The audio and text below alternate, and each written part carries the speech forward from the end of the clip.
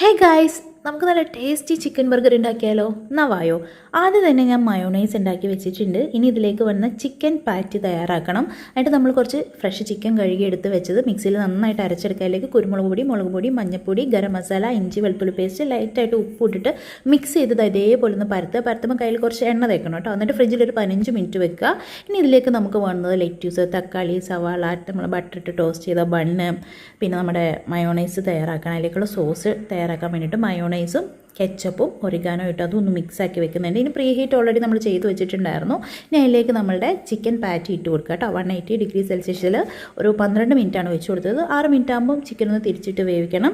ഇനി ഇതിലേക്ക് നമ്മളുടെ ചീസും കൂടെ വെച്ചിട്ട് ഒരു 2 മിനിറ്റും കൂടെ നമ്മളൊന്ന് ചൂടാക്കി എടുക്കുക.